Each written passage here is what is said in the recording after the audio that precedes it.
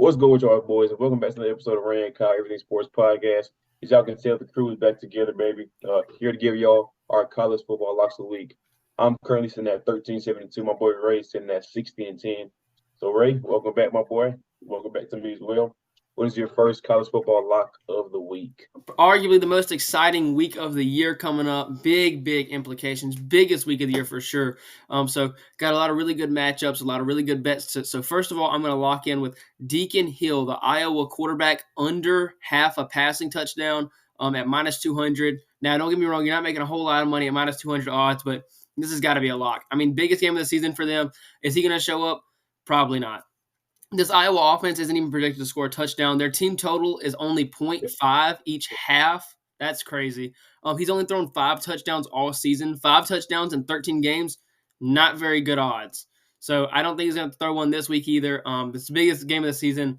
Their team total for the whole game is 6.5. Honestly, I would probably say under. The only reason I wouldn't say under is if for like a defensive touchdown, because their defense is good. So the only way I would think is like maybe that, or Michigan could get up on them really hot early, and then they score one in garbage time. They leave their starters in while Michigan's are out, and they score a touchdown just to beat that. So that's why I wouldn't go with the team total over or under, but under 0.5 touchdowns for Deacon Hill. That's a lot. For my first college football lock of the week, I'm taking Ollie Gordon over 99.5 rushing yards at minus 115. This man, Ollie Gordon, he's possibly the best running back in college football. He's super explosive. Now, these are some of his stats for this year. 282 rushing yards in one game, 271 rushing yards in another game, 166 in another game, and 164. And he's super explosive, like I said, with a long of 71 in one game, 75, 53, 62, and 42. Now, this Texas D-line is very good. I do understand that. But this man is a super explosive runner. He's a super hard runner. Texas has allowed 4 100-yard rushers. So I love Ollie Gordon at 99.5 rushing yards. And I do think that no matter what, he is able to hit because this Oklahoma State team does have a good quarterback too.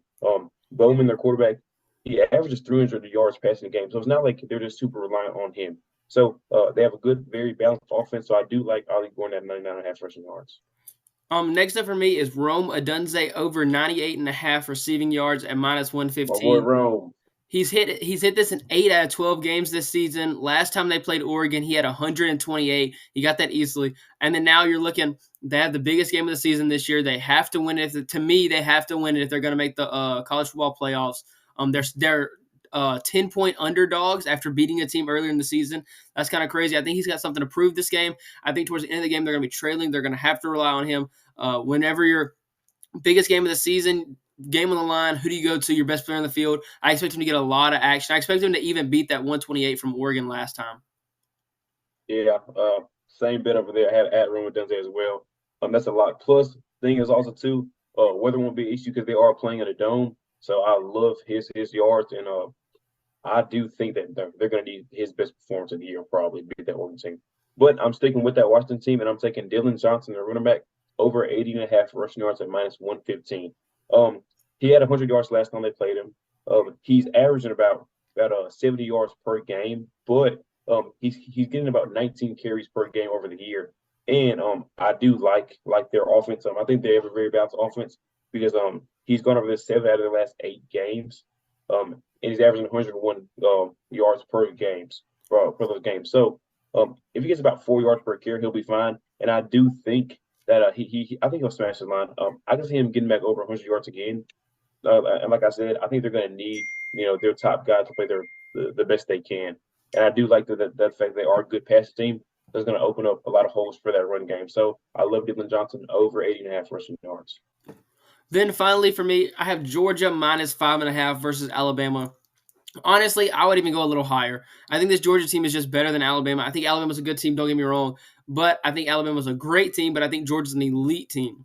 So I think that Georgia's probably 10 to 14 points better. I think it'll be a one-possession game with Georgia leading all the way through, and then Georgia will score another late to make it 2 possessions at the end. But I think they'll cover 5.5 easily. I don't see any way that this Alabama team can beat Georgia. I just think Georgia's more complete all around. I think Alabama's been kind of going by the skin of their teeth against a couple of teams all year long. I think Alabama's shown some holes all year long, and I think Georgia's going to exploit those, and I think Georgia will pull away from this game easily.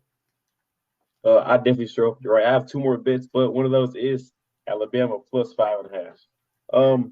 I'm a big Georgia fan. I really am. So I like to bet against them. So it's a win-win. But I do think this Bama team has a chance to beat them. I really do. Jalen Murrow, he's super explosive with his legs. The last 5 games, he has a 17-2 total touchdown to INT ratio. He's playing insane. They're coming off a game that they should have lost to Auburn.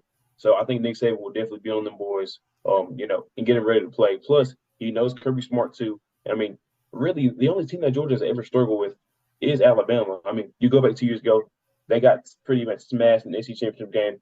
Then the national championship game was a lot closer than the final score predicted because they did have that pick six to end it. But I mean, Nick Saban's a great coach. It's hard for me to give 5 points for pretty much six to Nick Saban. So this game's not going to be a blowout. It's going to be a game all the way down to the wire for sure. So I mean, you're giving the greatest college football coach of all time 5.5 points. I'll gladly take that. And for my last bet, I'm taking Brock Bowers over 57.5 receiving yards at minus 115. He's the best tight end in football. He's a top 5 player in college football. He is coming off that tightrope ankle surgery, so that does concern me a little bit. But him and Matt McConkey both did not play last week, so gave him time to get a little more rested and healthier. And this man's super explosive as well. He has 121 yards in the game against Auburn. He had 157 in another game and 132. So I think 57.5 in the biggest game of Georgia's season is not going to be an issue. And last time they played, in the last SEC championship game they played against Alabama, he had 10 catches for 139 yards. So I don't see anybody on Alabama's defense being able to match up with this man. So I think 57.5 is a steal. He can get that on one catch, no doubt. So I love Bowers over 57.5 receiving yards. Looking back at the Alabama and Georgia game, if you think Alabama's going to win, go ahead and take over on Milroe's passing yards because if they win, he's going to be the reason. Oh, for sure, and his rushing yards. I mean, if they win, he's got to play crazy good. Yeah, they're not going to win without him. For sure. But we appreciate y'all watching and tuning in as always. Y'all know where the money's at. We're both positive, so thank you for watching. And as always, tune in next time.